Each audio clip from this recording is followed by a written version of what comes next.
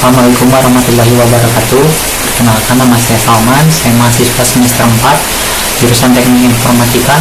Di video kali ini saya akan menjelaskan tentang proyek tugas dari mata kuliah kecerdasan buatan. Alat yang saya buat ini yaitu sistem monitoring denyut jantung dan suhu tubuh pasien sebagai indikator kesehatan berbasis IoT dengan menggunakan metode Fuzzy. Denyut jantung adalah jumlah panas ketukan dalam 1 per menit, sedangkan denyut nadi adalah beberapa kali arteri kita berdenyut per menit yang sebagai dampak dari berdenyutnya jantung. Frekuensi dari denyut nadi akan sama persis dengan detak jantung. Tekanannya juga akan menggambarkan tingkat kontraksi jantung, karena kontraksi jantung ini menyebabkan peningkatan tekanan darah dan denyut nadi di arteri. Umumnya, denyut jantung seseorang yang normal berkisar dari 60 sampai 100 denyut per menit pada untuk usia dewasa. Rata-rata kecepatan detak jantung menunjukkan aktivitas jantung. Denyut jantung tidak sehat terbagi menjadi 2 klasifikasi, yaitu bradikardia dan takikardia. Bradikardia adalah istilah untuk denyut jantung kurang dari 60 bpm. Pada sebagian orang, denyut jantung yang kurang dari 60 bpm tidak menimbulkan suatu gejala apapun, namun pada sebagian orang lain, denyut jantungnya yang kurang dari 60 bpm menyebabkan suatu gejala. Hal ini merupakan tanda masalah sistem kelistrikan pada jantung. Bradikardia menyebabkan darah tidak dapat terdistribusi baik ke seluruh tubuh, bahkan dapat menyebabkan kematian. Denyut jantung yang melebihi 100 bpm merupakan istilah dari takikardia. Takikardia dapat menyebabkan denyut jantung memiliki ritme yang abnormal dan serta serangan jantung. Nah, di sini fazenya saya mengklasifikasikan bila BPM dari denyut jantung seseorang kurang dari 60 bpm per menit, artinya dia sakit, sedangkan dari 60 sampai 100 bpm denyut jantungnya sehat. Sedangkan lagi 100 atas bpm nya menunjukkan bahwa denyut jantung seseorang itu tidak sehat. Disitulah logika Fuzzy yang saya gunakan, yaitu mungkin yang disebut dengan Fuzzy classification.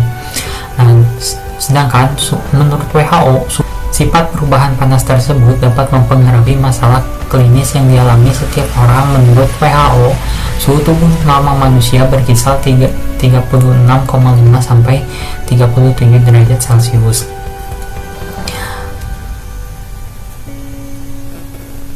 Untuk lebih jelasnya tentang penelitian alat yang sudah saya buat, saya lampirkan beberapa paper di link deskripsi. Kalian bisa download dan baca sendiri di sana. Merupakan sumber referensi saya dalam pembuatan alat ini. Adapun alat dan bahan yang saya gunakan, yang pertama yaitu di HT11 atau DHT11. Nah, si DHT11 ini berfungsi sebagai alat untuk mendeteksi suhu. Umumnya di HT11 ini digunakan untuk mengetahui suhu ruangan. Akan tetapi saya gunakan kalibrasi sehingga alat ini bisa mendeteksi suhu tubuh manusia. Yang kedua yaitu pulse sensor. Nah, si pulse sensor ini dia yang akan mendeteksi nadi kita atau detak jantung kita per menitnya atau BPM-nya. Sedangkan yang lainnya saya menggunakan yaitu LCD 16x2 dengan menggunakan modul I2C. Nah, si LCD ini dia berfungsi untuk menampilkan BPM-nya berapa, denyutnya berapa. Nah, selain bisa dilihat di handphone, juga bisa dilihat secara layar gitu menggunakan LCD ini. Terus untuk microcontrollernya sendiri, saya menggunakan Node MCU. Node MCU ini terdiri dari beberapa pin. Yang saya gunakan pin H0, dia berfungsi untuk menangkap sinyal yang dari ini nih, pulse sensor. Sedangkan D7 dia berfungsi untuk menangkap sinyal dari yang ini nih, DHT11. Untuk wiring atau penjaluran kabelnya sendiri yaitu seperti ini. Yang pertama, si pulse sensor, dia karena sinyalnya yang digunakan yaitu sinyal analog, otomatis si kabelnya itu harus dihubungkan ke pin analog atau A0 yang ada di node MCU ini. Sedangkan untuk DHT11, karena sinyal yang dikeluarkan itu sinyal digital, kita bisa menghubungkan ke port digital yang ada di node MCU ini. Untuk saat ini sendiri saya menggunakan pin D7. Sedangkan untuk LCD ini karena menggunakan modul I2C sehingga lebih mudah pengkabelannya, kita hanya perlu menghubungkan kabel ground, VCC, SDA, dan SCL. Untuk pin SCL kita menghubungkannya ke pin D1, sedangkan SDA kita menghubungkannya ke pin D2.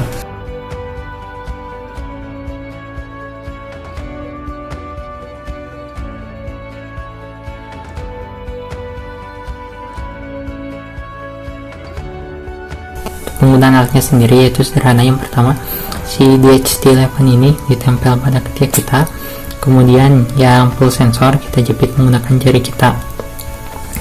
Nah, untuk penggunaan si DHT11 ini agak lama ya, karena sensor ini mendeteksi panasnya agak sedikit lambat. Nah, bisa kita lihat BPM-nya berapa dan suhu tubuh kita itu berapa. Itu menunjukkan bahwa denyut jantung dan suhu tubuh kita itu sehat. Sedangkan jika tidak sehat, di sini saya menggunakan trial and error ya, dilepaskan saja ininya tuh, si full sensornya. Nah, nanti dia akan turun sendiri nilai dari angkanya, atau misalnya jadi error gitu. Untuk penggunaan dari aplikasinya sendiri, saya merekamnya nanti terpisah, otomatis angka yang dikeluarkan di video ini dan di aplikasinya sendiri nanti akan agak berbeda. Sekali lagi, untuk jurnal penelitiannya bisa di-download di link yang sudah saya sertakan di deskripsi video.